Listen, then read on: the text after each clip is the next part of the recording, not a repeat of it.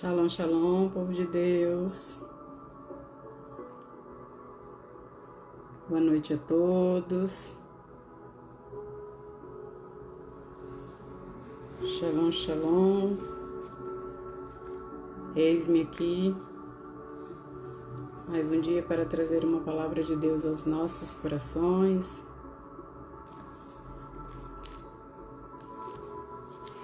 Shalom, shalom a todos.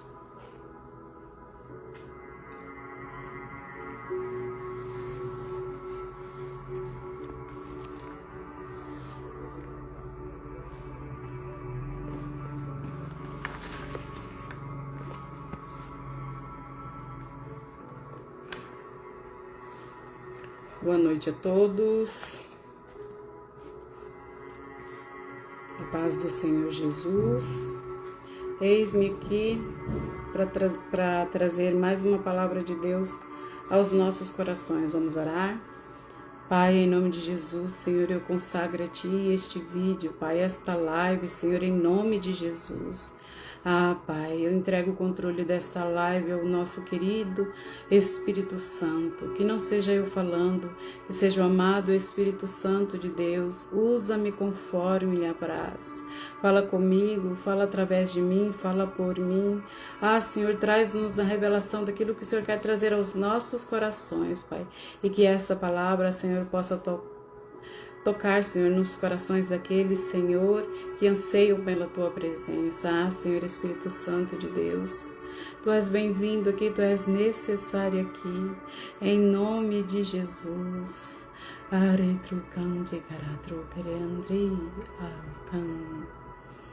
Aleluia, aleluia. Bom, hoje a nossa leitura é do capítulo 15 de Gênesis, que o subtítulo é A Promessa da Aliança entre o Senhor e Abraão. A promessa da aliança entre o Senhor e Abraão. Aqui é logo após ali onde Abraão vai ali contra aqueles 5 deuses, aqueles 5 reis, e resgata Ló, que tinha sido levado cativo, né, por aqueles reis ali daquela região. E Abraão se encontra com Melquisedeque abençoa Abraão, e Abraão dá ali o dízimo, né, a Melquisedeque, que além de rei numa daquelas regiões, rei de Salém, ele era também sacerdote do Deus Altíssimo. Aí depois de acontecido tudo isso, o rei de Sodoma fala para Abraão, para ele ficar com tudo o que ele trouxe, né, o ouro da cidade que tinha sido levado, que Abraão podia ficar, né, e devolver somente as mulheres ali, as mulheres, as crianças e os escravos, né? Mas Abraão fala pro rei de Sodoma: juro solenemente diante do Senhor, o Deus Altíssimo, Criador dos céus e da terra, que não ficarei com uma coisa alguma do que é seu, nem sequer um fio ou uma correia de sandália, para que depois você não diga que eu enriqueci às suas custas. Além disso, tinha a questão que a Sodoma era uma cidade cheia de pecados, né, cheia de iniquidade, e Abraão não quis se contaminar com tudo que vinha daquela cidade. No início do capítulo 15, vem nos dizer o seguinte: algum tempo depois, o Senhor falou a Abraão em uma visão e lhe disse: não tenha medo, Abraão, pois eu serei seu escudo e sua recompensa será muito grande. Então, provavelmente, Abraão, ele teve medo, ele teve receio da retaliação, né? Ali quando ele foi contra aqueles 5 reis, né? Provavelmente ele estava receoso, né, para Deus falar para ele: não tenha medo, né? Ele deveria ter algum receio no coração dele de que ele fosse contra-atacado, né? De que aqueles reis viessem contra ele e o prejudicasse de alguma forma. Mas Deus mais uma vez vai falar para Abraão ali, para ele não ter medo, porque Deus era com ele. Não tenha medo, Abraão, pois eu serei seu escudo. e sua recompensa será grande. Muitas vezes a palavra de Deus nos diz que Deus é nosso escudo e fortaleza, né? No Salmos 91, a palavra vem nos dizer que Deus é nosso escudo e nossa fortaleza. Em várias passagens dos Salmos, né, vem nos dizer sobre isso. Então, Deus mais uma vez aqui reafirma a Abrão que a recompensa dele será grande. Abrão, porém, responde: Ó Senhor soberano, de que me adiantam todas as tuas bênçãos, se eu nem mesmo tenho um filho? Uma vez que não me deste filhos, Eliezer de Damasco, servo em minha casa, herdará toda a minha riqueza. Então, provavelmente isso também era um motivo, né, do medo de Abrão, porque ele já era rico, mas quando ele saiu ali, que ele desobedeceu a Deus, que desceu para o Egito sem consultar a Deus, ele ficou mais rico ainda, porque o rei ali do Egito deu para ele, né, várias cabras, vários animais, deu ouro, deu escravos também para ele, né? Deu várias recompensas para ele. Na verdade, ele foi meio que expulso da cidade, né? E para que não houvesse objeção da parte, porque Deus castigou ali o rei do Egito, né? O faraó. Então, eles foram meio que expulsos ali da terra do Egito e ainda foram recompensados para sair, né? Para que aquela praga que Deus enviou ali contra o faraó cessasse por ele ter pegado Sarai e levado para o seu harém. E aí ele fala: de que me adiantam todas essas bênçãos, né? Tanta riqueza, se eu não tenho um filho, se eu não tenho um filho, provavelmente ele era idoso, né? Provavelmente não, ele era idoso. Ele era idoso, né? Então ele provavelmente tinha vários anseios e vários medos no seu coração. E Deus vem falar para ele: não fique com medo, Abrão, pois eu sou seu escudo e sua recompensa. E ele fala: ó Senhor, de que me adianta tudo isso se eu não tenho filho para herdar?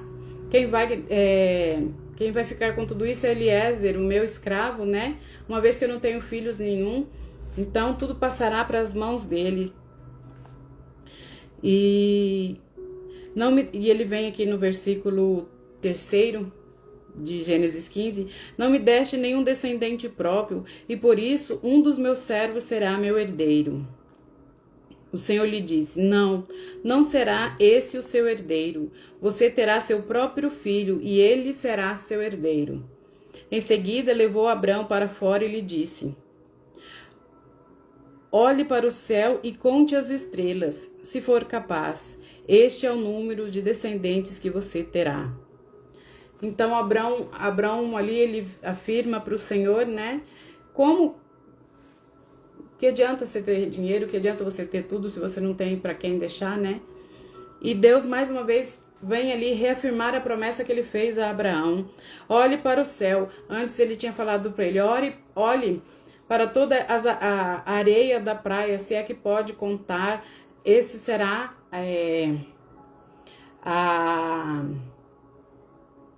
a sua descendência, né?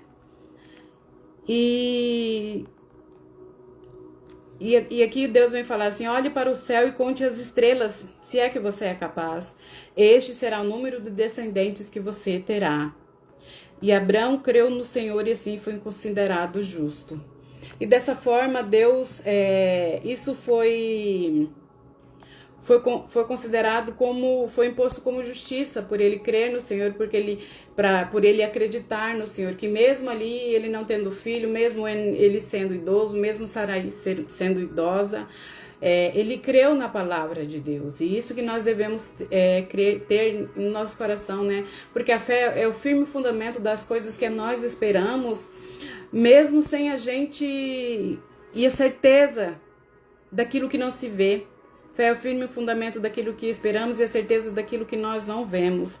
Então, Abrão tinha certeza, ele creu no Senhor, ele confiou no Senhor e ele tinha certeza que o seu filho viria. Então, o Senhor lhe disse: eu sou o Senhor que o tirei de Ur dos Caldeus para lhe dar esta terra como posse. Abraão perguntou: Ó Senhor soberano, como posso ter certeza de que a possuirei de fato? Então, após o Senhor fazer essa promessa, Abraão pede ali uma garantia para o Senhor, né? De como ele teria certeza que aquilo se realizaria. O Senhor respondeu: Traga-me uma novilha, uma cabra e um carneiro, todos com 3 anos, mais uma rolinha e um pombinho. Então, Abrão lhe apresentou todos esses animais e os matou em seguida. Em seguida, cortou cada um deles ao meio e colocou as metades lado a lado. As aves, porém, não cortou ao meio.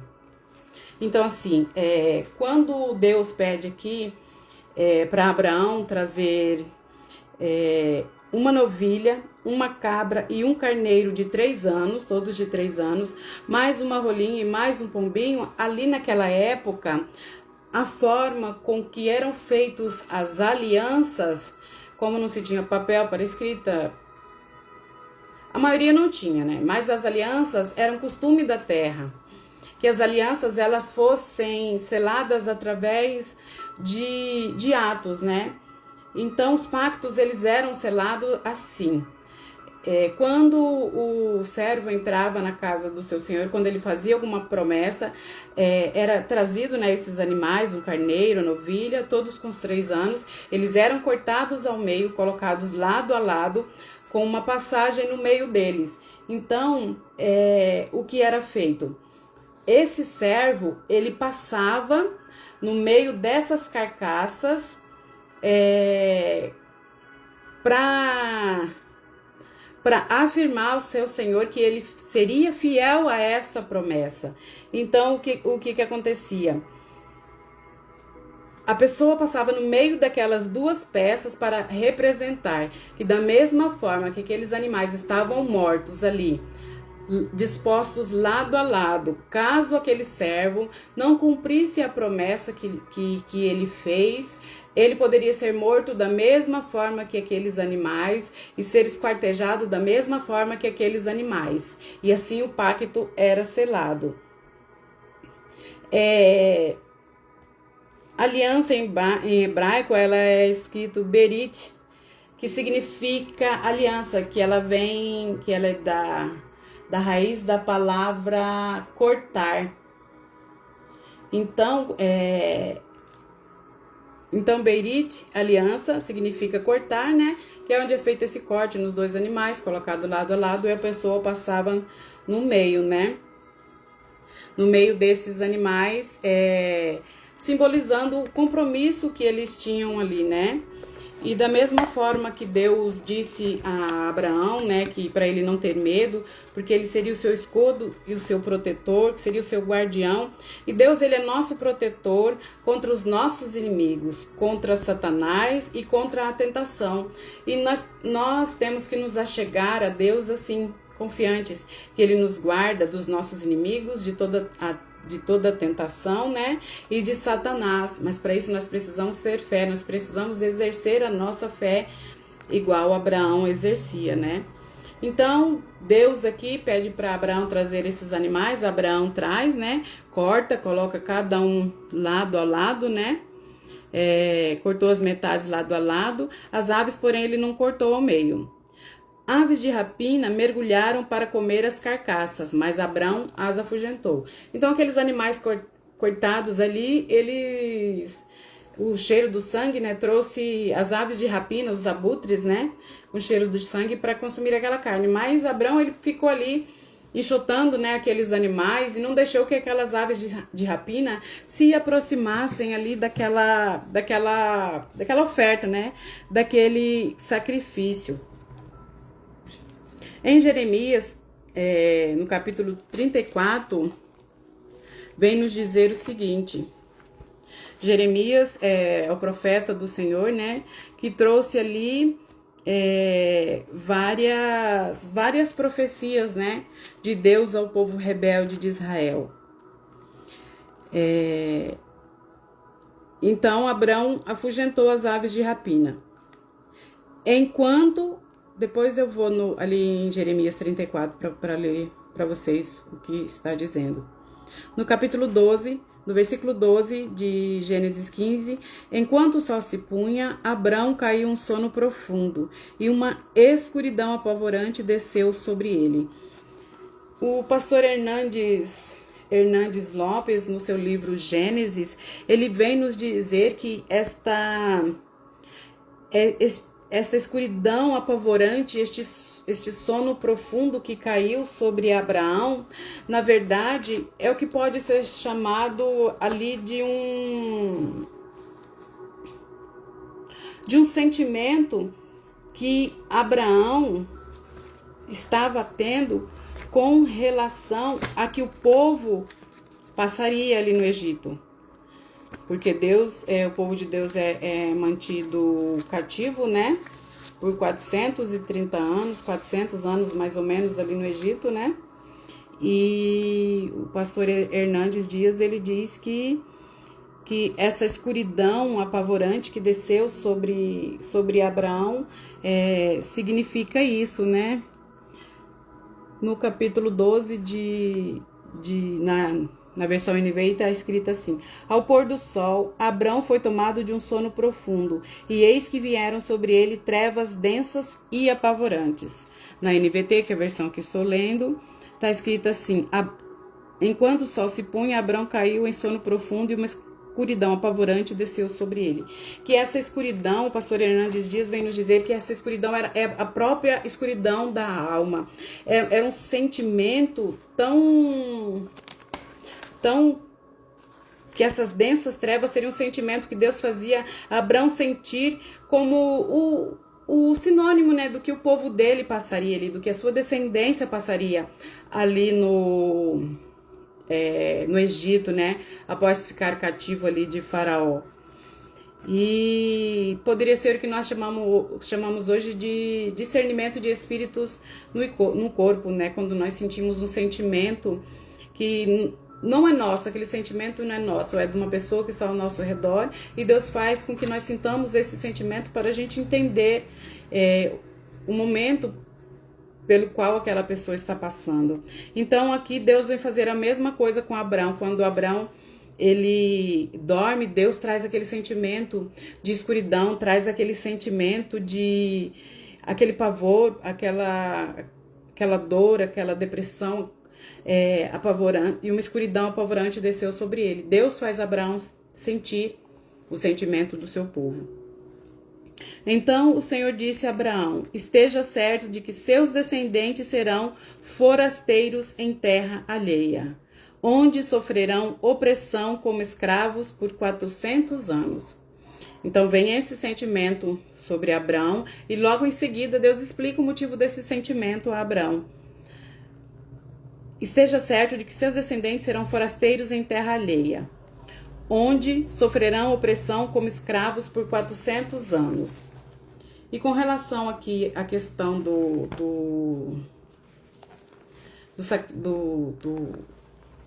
que eu falei para vocês que leria, né, em Jeremias 34, vem nos dizer assim: porque não cumpriram os termos da minha aliança, eu os cortarei ao meio, como vocês cortaram o bezerro e caminharam entre as duas partes para confirmar seus votos. Sim, cortarei ao meio todos que se comprometeram com a aliança, quer sejam oficiais de Judá e de Jerusalém, oficiais do palácio, ou sacerdotes, ou gente comum.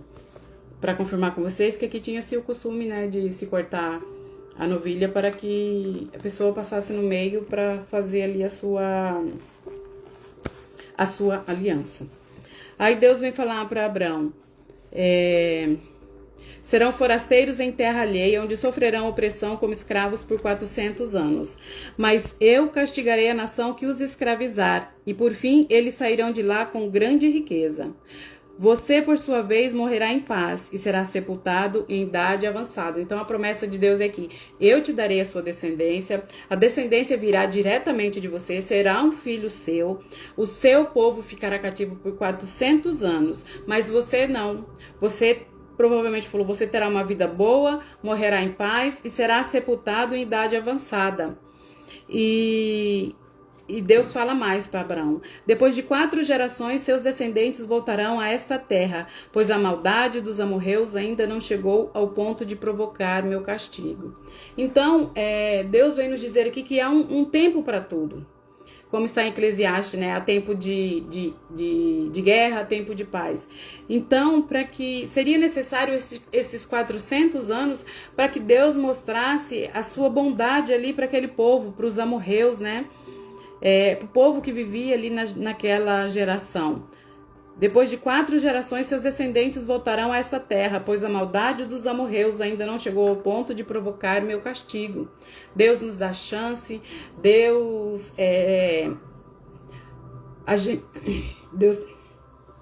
desculpa, minha garganta tá...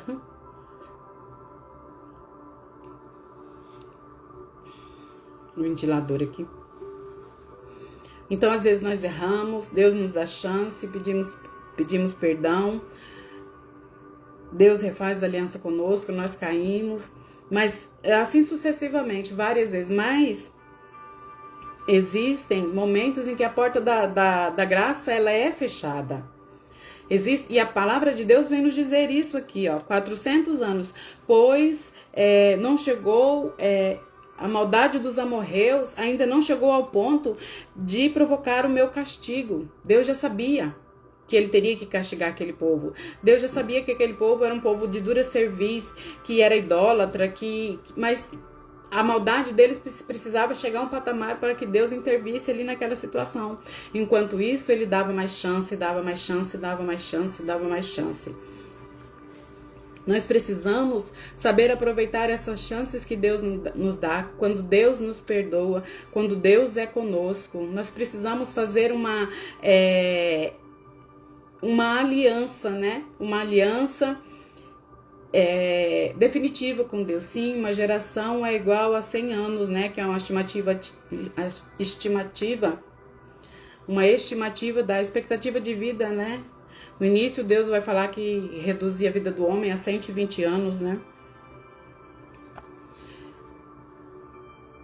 Então, continuando aqui no versículo 17, quando o sol se pôs e veio a escuridão, Abrão viu um fogareiro fumegante e uma tocha ardente passarem por entre as metades das carcaças. Então, eu expliquei para vocês que o pacto, a aliança era feita ali entre o Senhor e seu escravo, através desses animais que Deus pediu aqui para Abrão. Pediu uma novilha, uma cabra e um carneiro de 3 anos, uma pombinha e um rolinho. Ele partiu os animais grandes, né, no meio, colocou banda lado a lado e ficou um espaço no meio. Só que os animais pequenos ele não cortou. E eu expliquei que essa aliança era costume do povo ali selar uma aliança, selar um pacto, como se fosse um contrato onde o servo passava no meio destes animais e declarava que se ele quebrasse aquela aliança, ele poderia ser morto igual aqueles animais, que a pessoa a qual ele estava fazendo aquela aliança tinha todo o direito de fazer isso com ele por ele ter quebrado a aliança. Só que aqui Deus é o grande eu sou, ele é o criador da terra. O servo aqui é Abraão, mas quem passa no meio dos animais? Quem passa no meio dos animais é Deus. Deus se colocou no lugar de servo aqui. Deus se colocou no lugar de servo, no lugar de fazer aliança com Abraão. O versículo 17 vem nos dizer: quando o sol se pôs e veio a escuridão, Abrão viu um fogareiro fumegante e uma tocha ardente passarem por entre as metades das carcaças. Então o Senhor fez uma aliança com Abrão naquele dia. E como eu li com vocês aqui em Jeremias 34, Deus vem falar aqui contra aquele povo, né? Porque não cumpriram os termos de minha aliança, eu os cortarei ao meio, como vocês cortaram o bezerro e caminharam entre as duas partes para confirmar os seus votos. Então, caminhar entre as duas partes é você confirmar o voto da sua aliança. Então, quem fez isso? É o servo que passa ali. Mas quem passou? Não foi Abraão que passou, foi Deus através de uma espécie de teofania. Teofania é uma presença divina, uma presença maravilhosa, e é representada aqui por um fogareiro flamejante passando no meio dos animais e uma tocha. Então Deus representava aquela tocha caminhando ali no meio daqueles animais. Deus representava aquele fogareiro fumegante ali, o poder de Deus, a glória de Deus e a aliança de Deus estava ali demonstrada através desses dois objetos. Então o Senhor fez uma aliança com Abraão naquele dia e disse: dei esta terra a seus descendentes, desde a fronteira com o Egito até o grande rio Eufrates, a terra hoje ocupada pelos queneus, quenezeus, cadmoneus, hititas, ferezeus, refaíns, amorreus, cananeus, gigarzeus e jebuseus. Então aqui nós vemos a aliança, né, de Deus. A aliança de Deus com Abraão. Deus se coloca como servo aqui. Ele faz aqui a semelhança do servo. Em vez de Abraão passar no meio ali daqueles animais, quem passou foi Deus. O Deus Todo-Poderoso, o nosso grande eu sou. O Deus que nos guarda, um Deus que tem um amor profundo por nós. E mais uma vez aqui o amor dele é demonstrado, ele se assemelhando como um servo. Ele fez essa aliança com Abraão e disse, esta terra eu dei. Ele não diz, essa terra eu darei, ele diz, essa terra eu dei. Esta terra eu dei aos seus descendentes. Sim, o casamento é como uma aliança. É como a aliança de Deus com Abraão aqui. Sim. A aliança do casamento que muitas vezes é quebrada, né? O homem e a mulher são duas partes, se unem numa só. E se transformam numa só carne. E aqui o amor de Deus é imensurável. Não tem como você pensar num Deus tão grande assim, né? Abraão, depois disso aqui, ele cai algumas vezes, né? Ele duvida dessa aliança com essas atitudes, né? Mas Jesus Cristo veio em carne, né? Para representar aquele animal que é cortado e Deus passa no meio. Jesus Cristo veio, padeceu naquela cruz ali, né? Derramou seu sangue como um sacrifício perfeito, como uma nova aliança feita através do sangue de Jesus. Em Hebreus 6, no capítulo 13, vem nos dizer o seguinte: considerem a promessa de Deus a Abraão. Uma vez que não havia ninguém superior por quem jurar, Deus jurou por si mesmo, disse ele, certamente o abençoarei e multiplicarei grandemente os seus descendentes. A aliança ela é feita geralmente com uma pessoa superior, né? Você faz um juramento com algo superior.